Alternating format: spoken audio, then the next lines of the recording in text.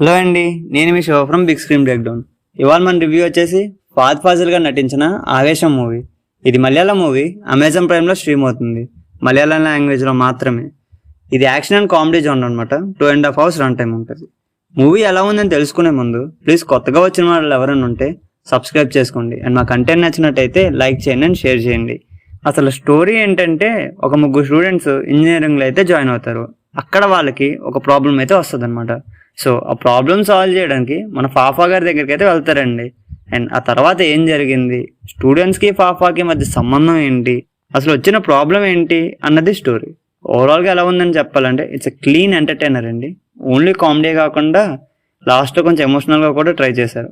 Comedy మాత్రం మన Fahd Faasil గారు తన బాడీ లాంగ్వేజ్ తోటి, యాక్టింగ్ తోటి, డైలాగ్ డెలివరీ తోటి మంచిగా జనరేట్ చేశారు అనమాట. ఇప్పటి వరకు మన ఫాద్ ఫాజిల్ గారిని ఒకవైపే చూసామండి, అండ్ ఇది మరోవైపు అని చెప్పుకోవచ్చు. ఈ సినిమా మొత్తం ఫుల్ జోస్తో ఉంటారండి, ఫుల్ ఎనర్జీ, ఎక్కడా తగ్గదనమాట. మూవీ స్టార్టింగ్ అయితే మనకి ముగ్గురు స్టూడెంట్స్ గురించి ఇంట్రడక్షన్ చూపిస్తారండి. ఆ నెక్స్ట్ ప్రాబ్లమ్స్ ఏంటి అని చెప్పి చూపిస్తారు. ఆ తర్వాత మెల్లగా స్టోరీలోకి వెళ్తారండి. అండ్ పాఫా గారు ఎంట్రీ ఇచ్చిన దగ్గర నుంచి అయితే మనకి మంచిగా ఎంజాయ్ చేసుకోవచ్చు అనమాట. అండ్ ఇంటర్వ్యూలో వస్తుందండి, దట్ వాస్ టూ గుడ్. అసలు మనం ఎక్స్పెక్ట్ చేయమన్నమాట మరీ ఈ లెవెల్లో ఉంటుందా అని చెప్పి.